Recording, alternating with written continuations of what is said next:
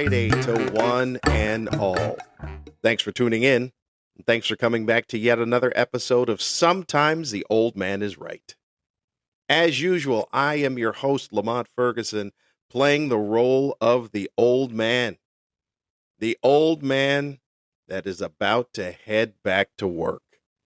Man, as I said before, that time off zips on by. And now it's time for time to stand still as I go out for 3 weeks out of Vancouver back to the Celebrity Summit. It's Alaska season. So quickly, it's already Alaska season. 3 weeks of Alaska, that's what I've got on tap for me. I appreciate you folks tuning in. It's been a few weeks since I've talked to you. Had the big birthday, the big 6-1 birthday.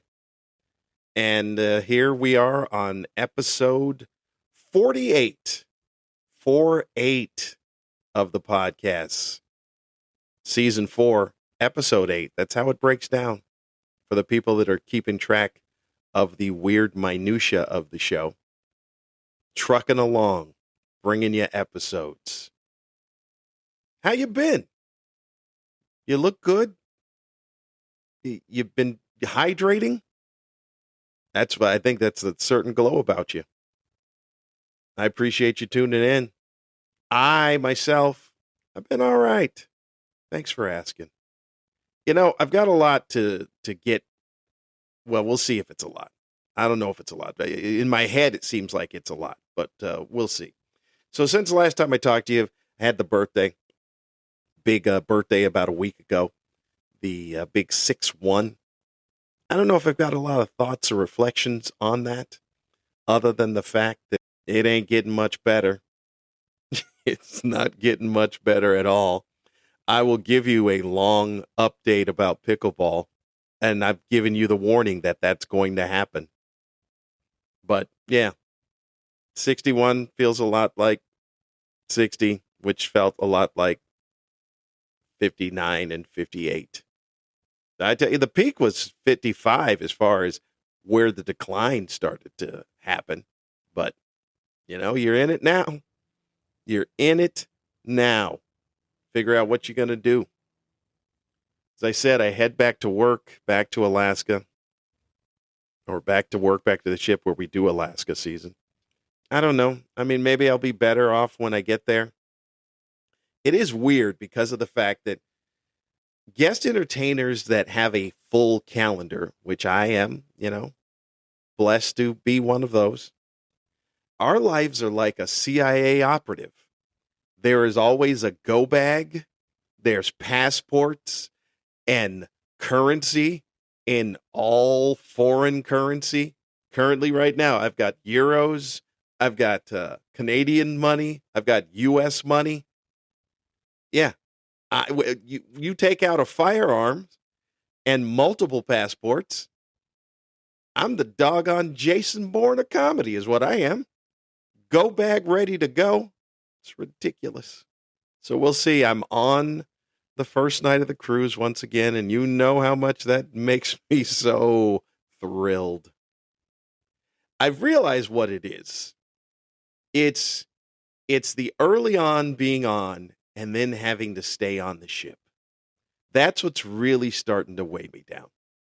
It's going on the first night, being done by night 3, and then living with your audience. That's not normal. There's no other time where you live with your audience. Yeah, you go to the gig, you turn around, you go home. Audience doesn't show up the next day at breakfast. But that's this life, is living with your audience, which is weird and starting to get to me. That seems to be the problem. I got a lot of pickleball in during the time. Here comes the pickleball update. There needs to be a big warning that the pickleball update. He's talking about pickleball? Yeah, that's right. I am indeed. Here's the thing. It's going to be a lot of introspection on pickleball here. If you follow the platform of Pickleball Comedian, where I post videos on Instagram. You've noticed that I've not posted much of anything of late. I think the last time I posted anything was Terrell Owens, T.O., Hall of Fame receiver, T.O., probably number 2 in the history of the NFL, dropped by the pickleball court a couple of weeks ago. T.O., we don't know how he got there to DeForest Park in Long Beach, but T.O., who's into pickleball, decided he'd come and swinging by Defo, as we call it, and played a little pickleball there. Played for the full day. I played against him. I lost, of course. My game is old, fat, and slow. He's an NFL Hall of Fame receiver. That's an upper echelon pro athlete against me, a non-echelon athlete. I think we lost 11-5. I'm proud of those 5 points. Proud of that 11-5 loss to a pro athlete. That ain't bad. But that was the last time I posted, because once again, I have been in a slump like nobody's business, and it's really starting to get me down. I've gone back to breaking things down. You know, the whole idea, watch the paddle meet the ball, watch the ball meet the paddle.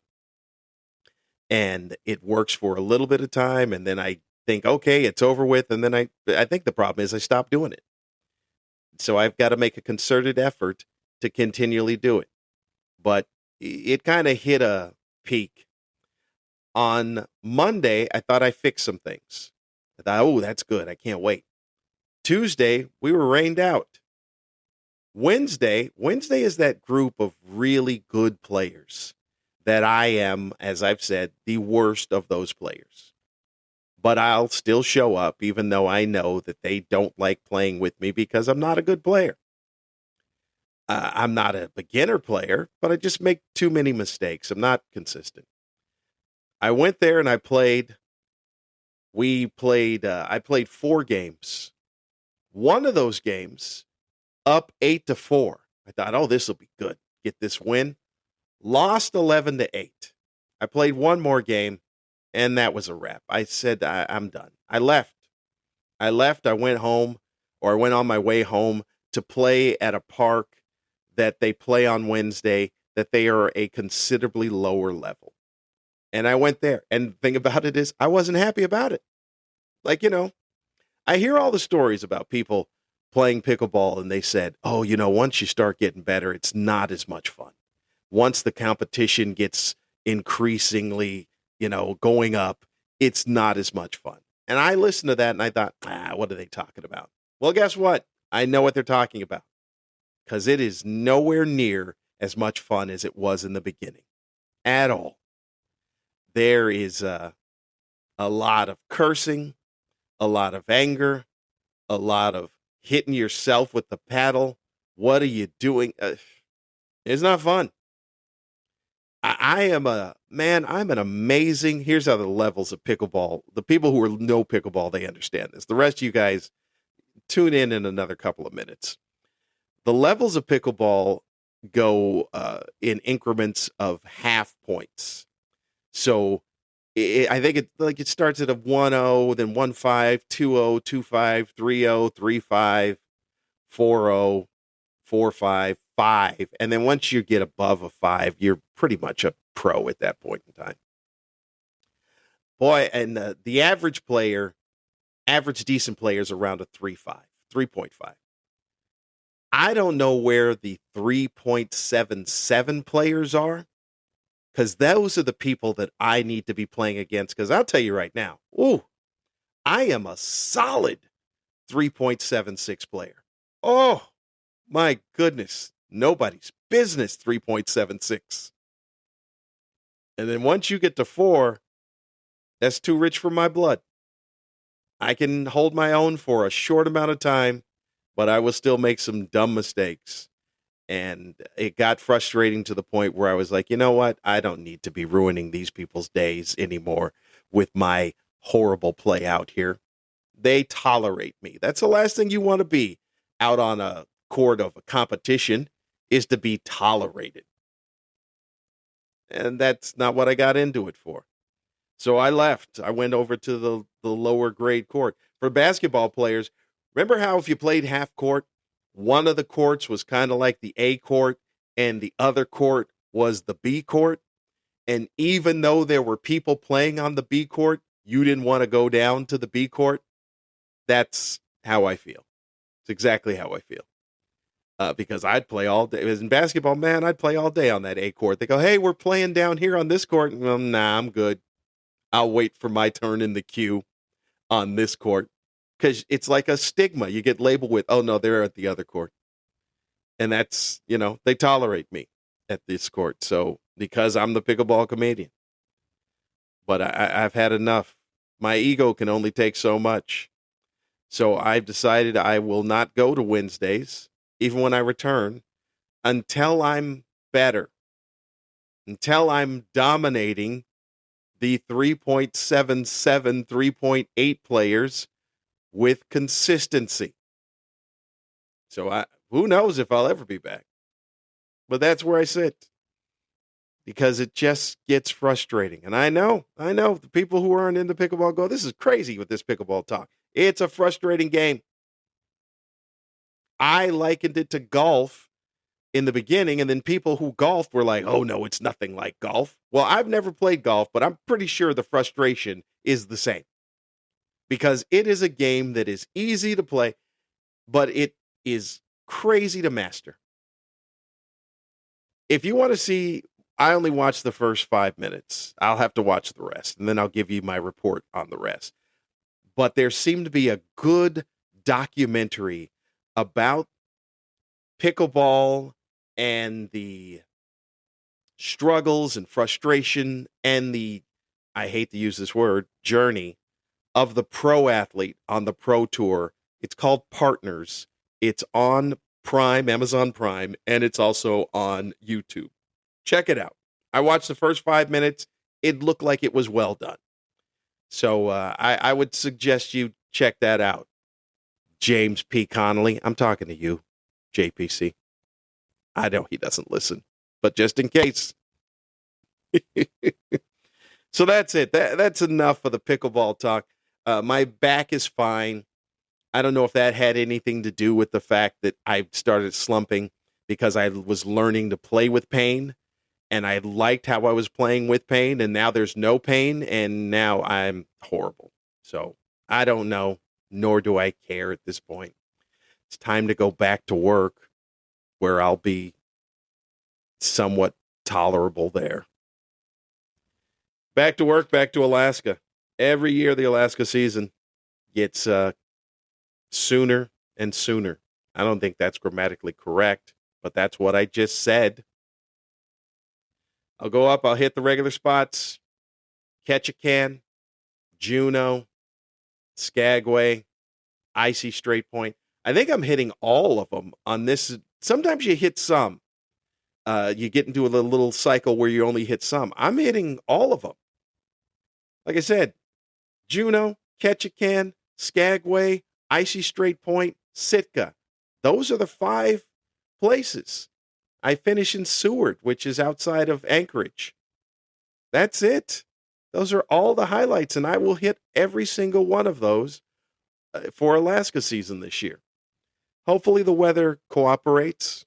I know I did say that was the last thing about pickleball, but here, in case you're listening, I will be playing pickleball in Ketchikan and Juneau. So I don't know if that'll make me happy. I was going to say that'll make me happy, but not at my current play. It won't. We'll see. Be traveling, hopping on a plane. We got these weird things going on. Spirit Airline, done. Pour out a drink, pour out a drop for Spirit Airline. I don't even know how Spirit Airline stayed around as long as it did. The jokes that were aplenty, it became a part of Comics Act. I was going to say every Comics Act, but it was never a part of my act. But the majority, there's a lot of comics who joked about Spirit. Spirit Airline became the punchline for everything. Now I don't know what I guess they'll still say Spirit Airline because they're still jokes to be mined on their demise. But they had hideous planes. You're flying in a bright yellow plane. The only thing we know about bright yellow labels is that was the generic label. Remember when generic brands started? That's what the color was. Hey, here's flour. Here's sugar, bright yellow. And then Spirit Airlines said, hey, we'll go with that motif. Bright yellow, Spirit. It should have just said airplane on the side. That's all it should have said. Airplane. Well, they're done. They're out of business. They said, hey, you know what? Fuel prices are way too high and we can't keep flying, which another airline, Delta Airline, decided they're not going to give you snacks on short flights anymore because the fuel cost is so high. Now, look, I get it. The fuel cost of the war, not a war, is a war, feels like a war, but not a war. That thing that's going on. We had this happen initially a long time ago when there's a problem with oil skyrocketing. Airlines said, you know what, we can't afford this, so we're going to charge you for luggage. Because there was a time when they weren't charging for luggage. If you had to put extra luggage, they'd charge you. But there was a time when they were not charging you for the first bag of luggage. You know why? Because you can't carry all your things in your pockets, and you can't wear all the items you're going to wear, because it just makes sense. Hey, people on the flight pay for the ticket. They've also got to take luggage. That's a given. And then they went, you know what? What if we charge them for luggage and say it's due to the price of fuel? Well, oil prices eventually came down, and they never stopped charging us for luggage. They were like, hey, this is a good thing. And nobody said anything. No one said a word. We're just like, this is how it is now. It is interesting how easily you can dupe the human being. Because we'll complain for a while, and then eventually people know that, well, you've got to get on with your life. So you can't keep complaining forever. So they charged us for the luggage because of the fuel. Fuel went down, and they just kept the money. Well, this is what's going on now. The price of oil is crazy. We can't keep the jet fuel in stock because it's costing us too much money. And yet, not one time have you heard a CEO come out and say, I'm going to take a cut in pay to help pay for this thing because this is crazy. No, of course not. I saw one CEO was making $27 million a year. A year. $27 million. The CEO. I don't know who that is. I don't know his name. LeBron James makes $59-60 million a year. I know his name. He's LeBron James. He's making baskets. He's scoring points. The CEO of an airline is making $27 million a year, and that dude has not scored a single basket. He's not thrown a touchdown. He has not struck out anybody. And that dude's making $27 million. He's like, yeah, I can't give this back. Okay. All right. Walter. I'm assuming that's got to be his name. It's got to be a Walter or Rex. Rex sounds like he leads an airline. I don't know what the qualifications are that you can lead an airline. Like, shouldn't you at least be able to fly a plane? At least that should give someone the goal. Like as a pilot, you go, you know what? If I stay in this long enough, I could possibly own an airline. But I'm pretty sure there are no CEOs of airlines that knows how to fly a plane at all. Like anything that goes on in a plane. I'm just saying, I would think that you should know that. It's like on that job, Undercover Boss, where the boss comes out and he's, undercover. That's probably the best show title. in the history of show titles because it is very self-explanatory. Come out with a show called Undercover Boss. What's it about? It's about a boss that goes undercover. Oh, okay. Well, okay, that makes sense. But I don't understand how come on Undercover Boss, the undercover boss does not know all the jobs that are done in the company that he's the boss of. That's the illusion, I guess would be. I was going to say delusion, but it might be either one. It could be interchangeable about if you work hard, you could be at the top because those dudes, I don't know if I've known of one that actually got a job at the company and then worked their way all the way up. I will say this about the cruise ship industry. That does happen.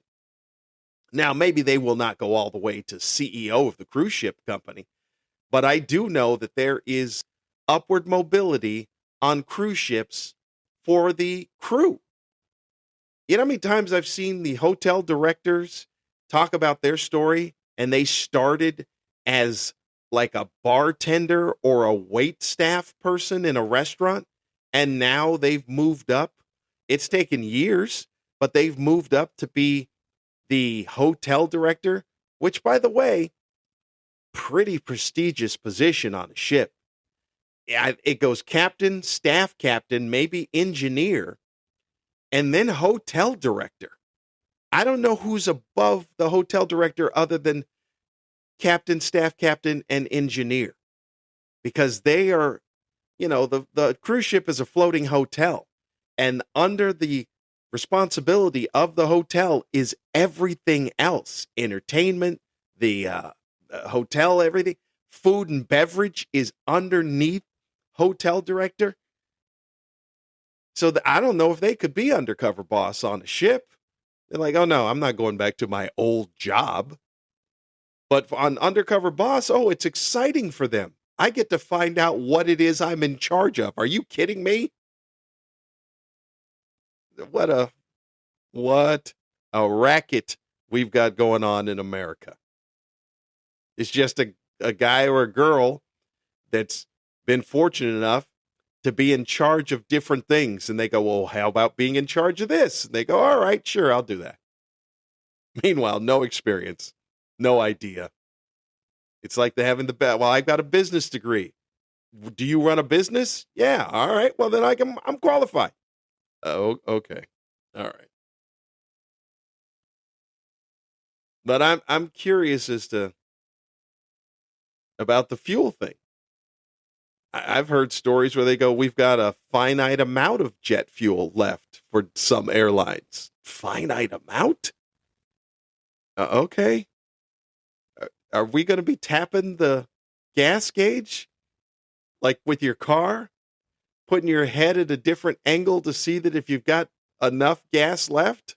That's a little scary.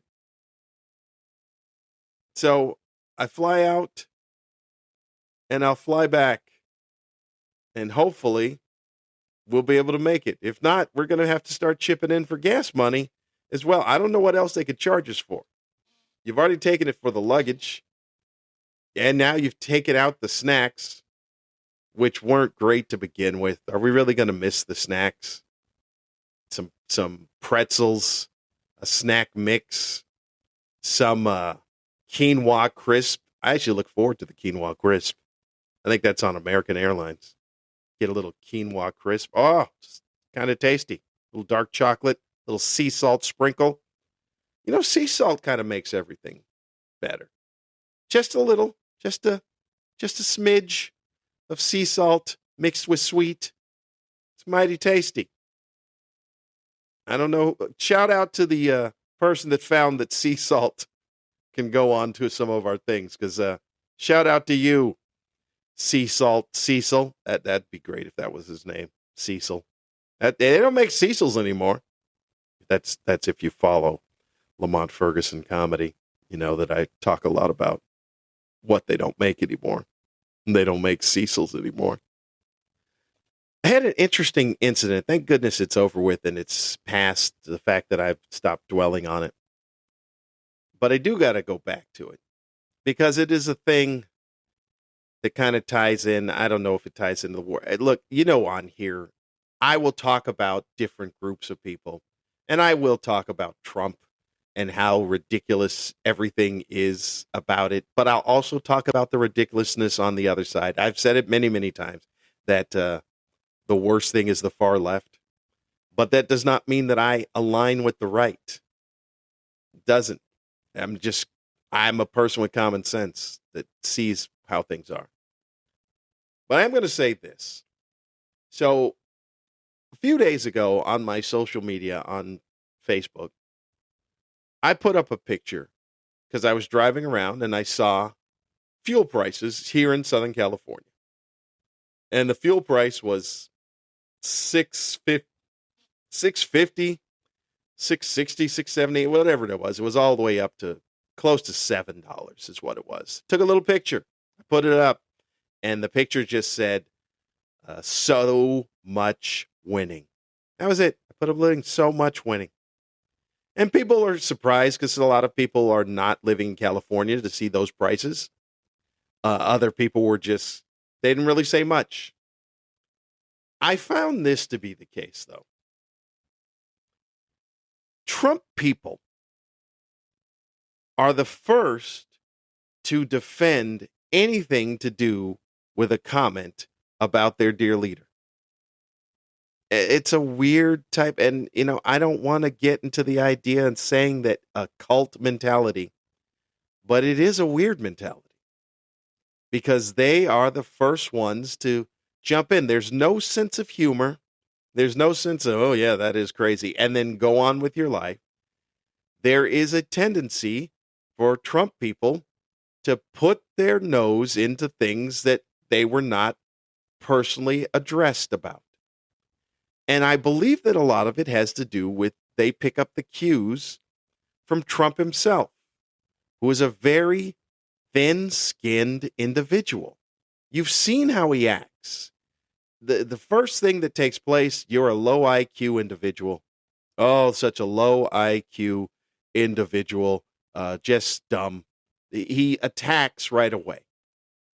And that's their thing. Now, I put up so much winning, and some guy jumps in to say it's better than the war on America that Biden caused or anything that Kamala was talking about.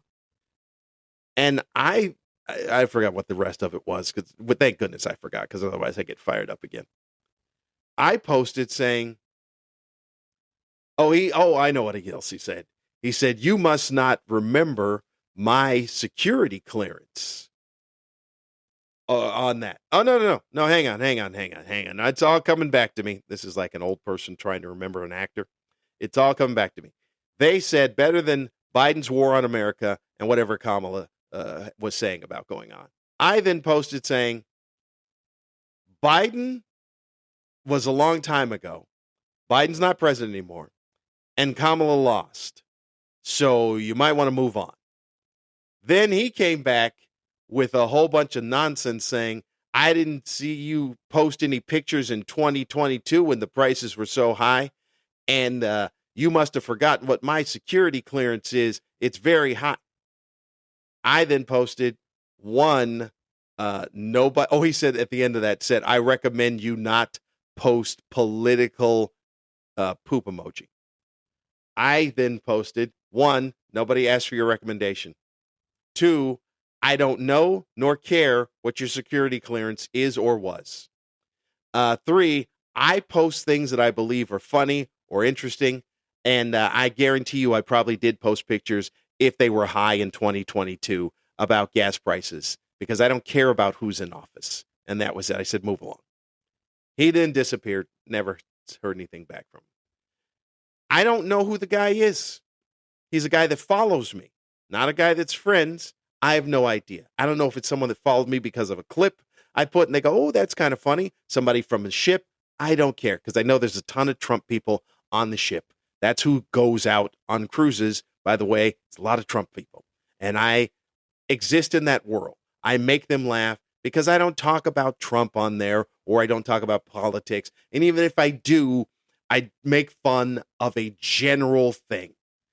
But there will be people that kind of get up because they're weird. How oh, we got to fight for our guy because our guy can't fight for himself. He's an 80-year-old man. He's an 80-year-old man. So maybe you're protecting an old man. Whatever it is, I don't care. I don't. But I do find that to be a trait amongst the Trump people. Oh, if you mention anything, I've got to speak up. Nobody asked you anything. Shut the fuck up. No one asked you anything. No one addressed you. No one said anything. You know how many things about Obama and stuff that I see on a regular basis, and I just keep it moving? I don't need to go, oh, I need to defend that.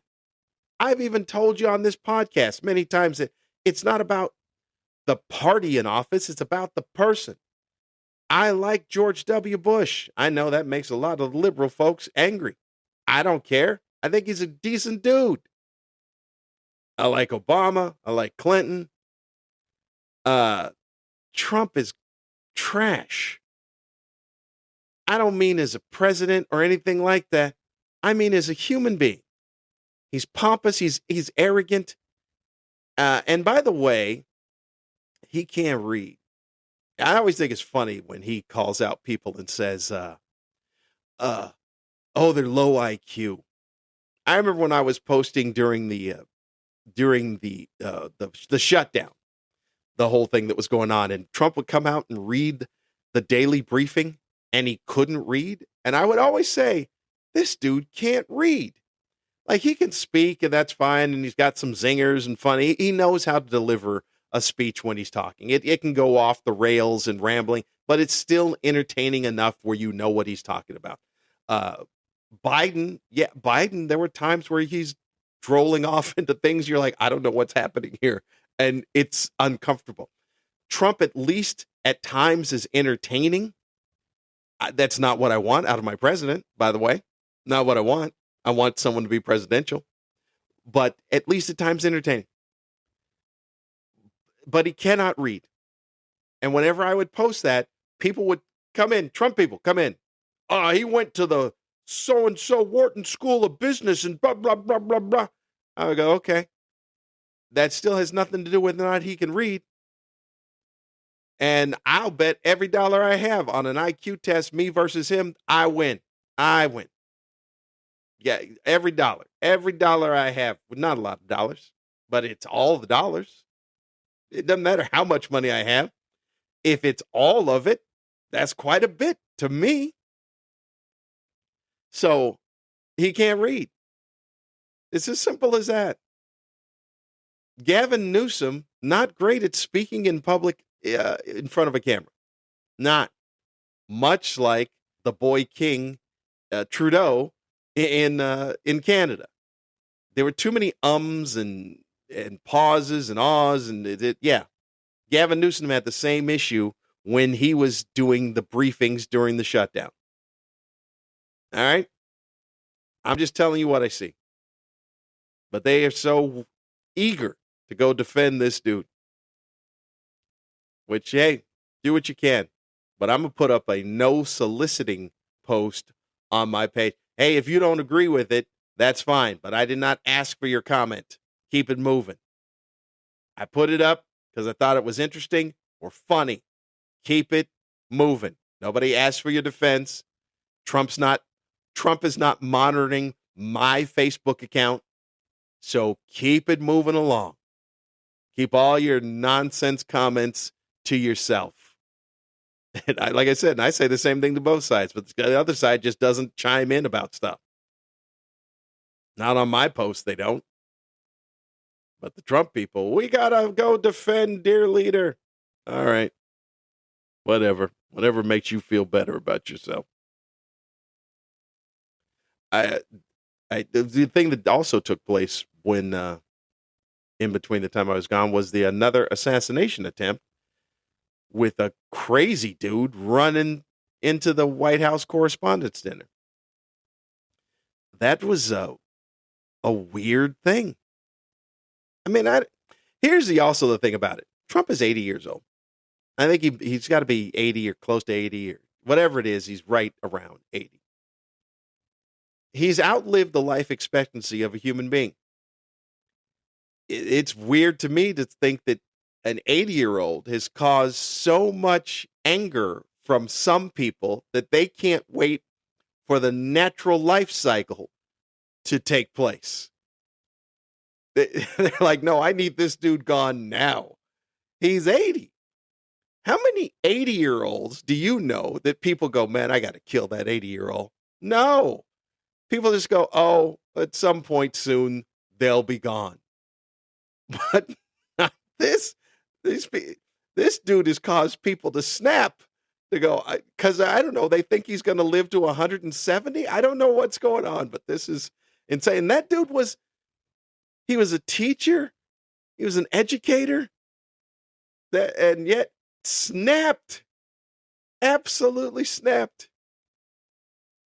That would be the one thing where I go, okay, Trump may be right about that point. Like, that may be Trump derangement syndrome there. Although I do think it's funny that Trump keeps talking, and Trump people go, oh, you got Trump derangement syndrome. Well, I think that all of you and Trump have Biden derangement syndrome. Biden's not been president for 2 years. Why are you still talking about him? Why? Trump has 2 years left in this term, in his presidency.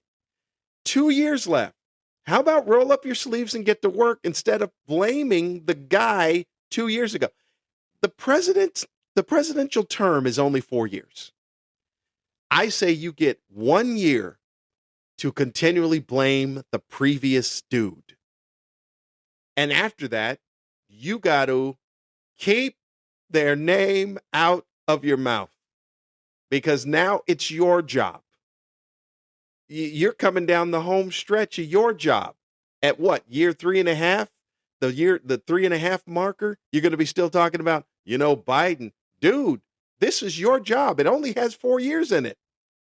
So instead of wasting your time talking about what the other dude did, do the thing you said you were going to do that got you elected. Because if what got you elected is I'm going to spend 3 years of this job blaming the other guy why I can't do my job, and the people that sit there and support go, yeah, he's right, all of you are idiots. One big giant idiot arc filled up 2 by 2, full of morons. Just do the job. Biden's not been in office for 2 years. Kamala lost. Decidedly lost. Do your job. The job you claim you were going to do. Instead of blaming on other things. Oh, I'd be able to get this done, but the dog ate my homework. What dog? You haven't had a dog in 2 years. Well, what are you doing? Do the job. All right. I think that should have made enough people angry. Oh, this is Lamont talking about that, but shut up. Don't listen. I've got 9 listeners. 7 won't make much of a difference. So if you are upset by things I said because you are part of the dear leader people, go away. This podcast is more therapy than it is anything else. I'm already frustrated with pickleball. That was the one thing that I found that to have a joy in the life. And now the one thing I look for joy is frustrating the hell out of me. You think I care that I've made you upset? You must not know who I am. All right. What else have I done? What else have I done during the time since I've last hollered at you? I saw the movie Michael. I went to go see Michael. And, I lived through Michael. So I don't know if there was going to be any new revelations in the movie than what I lived through. I grew up watching Michael. So I know all the stuff, everything that took place. It was like, oh yeah, I remember when that happened and this and okay, yeah, we know this. But it was all right. It was nice to hear the music. The most interesting thing I found about it was that it was directed by Antoine Fuqua, who directed Training Day. And I thought, how interesting would this movie have been if it was just like Training Day? Like you go to see Michael and it turns out it's Training Day, Michael? That'd be interesting. I'll put cases on all you. You mess with me, Michael Jackson? Oh, Tito! Tito! Shot me in the ass. Tito! I want my money. Anyway, I just found that to be funny. Or because of the fact that we're so used to seeing movies at the end of the credits, it just said, Michael will return in Doomsday Avengers. That'd be something. What if Michael will return in Doomsday Avengers as Captain EO? Like, I didn't even know EO was part of the Marvel Universe. Is Captain EO part of the MCU? Well, he is now. That'd be the dumbest movie. Captain EO. Anyone know what I'm talking about? Remember that was a thing in Disneyland? Anyone else know what I'm talking about? That was a thing at Disneyland? Captain EO. Which I remember going, I've been in that ride a couple of times. It was a separate ride, right? Captain EO was its own thing. Or was it part of Space Mountain? I think it was its own thing. I have not thought about Captain EO in a long time. And now I've got you thinking about Captain EO. The other thing I did was Noah bought a new car. Carvana. Look, I'm not a sponsor of Carvana, but I bought a car off of Carvana, and I liked that.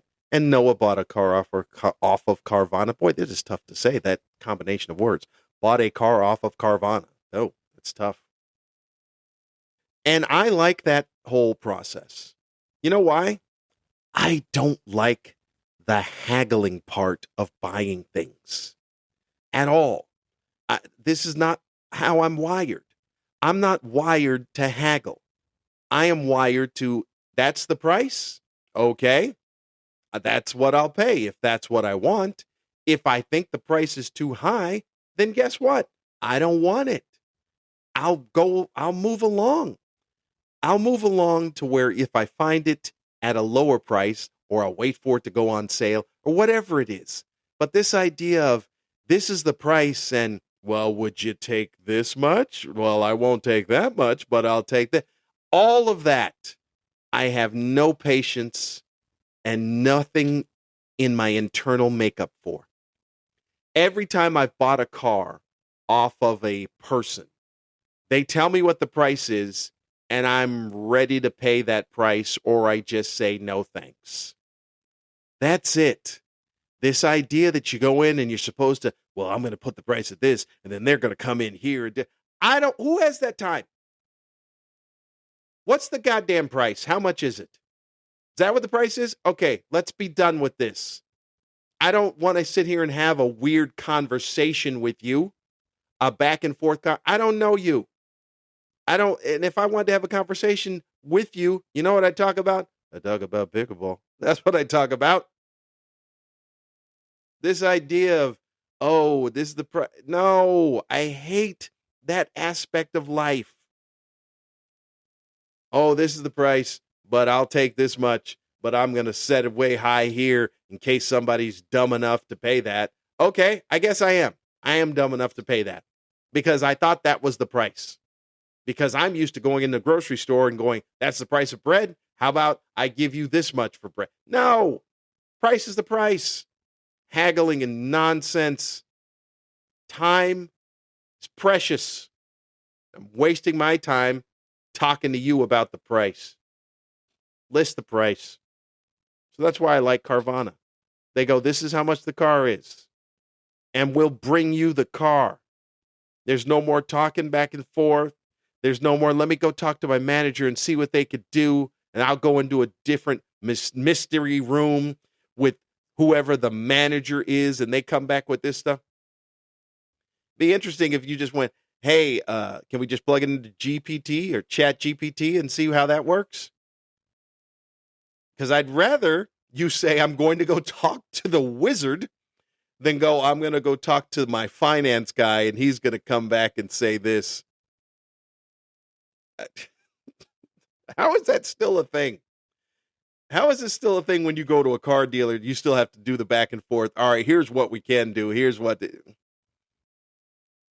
Look, I don't know if I ever told this story, but maybe I have. Long time ago, years ago, I'm working in Calgary.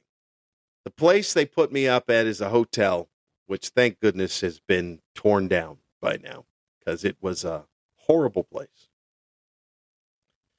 The club and the hotel was in the same spot. That made it convenient. But right next door was a Pizza Hut. So if you wanted to go eat, you can go over there, just walk right next door and get some pizza. One day I go over there. Now, before they take your order, they ask you what your phone number was. This is in the early stages of that, hey, let me track all your movement and your order and find out what your likes and dislikes are. The early ages of analytics. The guy asks, before you can take your order, may I have your phone number, please? You give the phone number, and then he's all right, can I take the order? So now they've got your phone number. I watched this take place. I've already placed my order. I don't have a phone number because I'm staying at the hotel. An old man comes in. The old man wants to place his order. He says, yeah, I'll have the guy. The kid goes, I need your phone number. And the guy goes, why do you need my phone number? He goes, look, I just want a large pepperoni. He goes, no, sir, I need your phone number first. And the guy says, well, I'm not giving you my phone number. He goes, but I need the phone number. He goes, look, I just want a large pepperoni. He goes, but I need the phone number to put it in. I need the phone number to be able to put it in as the order. This continues for a little bit of time, back and forth, where the guy just says, I'm not giving you my phone number. The kid goes, I don't know what to do because I need. The old man looks at the kid and says, do you want to sell pizzas or not? And that was the first time in that young person's life that they realized that's what they do. They sell pizza. And somehow he managed to figure out how to get the guy's order in without taking the phone call. That's how I feel when the haggling comes in about pricing. Do you want to sell the car or not? I have a cap of what I want to spend. You've told me this is what it is. I'm giving you the money. I'm hoping you're not ripping me off. If you are, that's on you and me, I guess, not doing my research. But it becomes a lesson learned. The truth of life is, it all boils down to, do you want to sell pizzas or not? All this ancillary nonsense is taking up precious time. That's all I know. Folks, we've almost prattled on for an hour. I told you I had a bit to say. Out for 3 weeks, back home for 3 weeks, I hope. I believe. I haven't looked at the schedule that far. I haven't looked to see what my next assignment is, as I am a CIA comedy operative that goes out, does what I need to do, turns around, comes back. Never talks about the mission, by the way. Once I come back, people go, how was it? I go, it was all right. Yeah, it's very much like a CIA operative. I don't talk about the mission. It was all right. Everything was all right. Once I come back, I will try to figure out where my pickleball schedule is, where the places I will go, so that I can get better to try and return to DeForest Park on a Wednesday and not feel like I'm being tolerated and not feel like I'm a burden in everyone's game. That's what it is. I'll be rooting for the Lakers. You know, I do a little coaching, that unpaid coaching. Speaking of unpaid things, I believe that comedy is a weird job. You know, my CIA comedy operative job, because it requires two components. It requires myself, comedian, and audience. Those are really the two main components. Comedian and audience. And only one of them receives compensation. Both of them are needed, but only one receives compensation, which really explains the inconsistent cooperation on the audience's part. They're like, well, we're needed to be here, and yet we're not getting paid to be here, so why should we care? And you know what? A lot of audiences, you show that in your lack of work ethic. I don't know how we fix that, where the audience has to have a vested interest in this. They can't be paid, but you have to do a better job of selling them that, hey, your reward is you get laughter, which releases endorphins, and you'll feel good. That's why they came up with the whole laughter is the best medicine. We tried to dupe the audience into believing that it's medicine. Come and take your medicine. All right. Whatever it takes for an audience to care.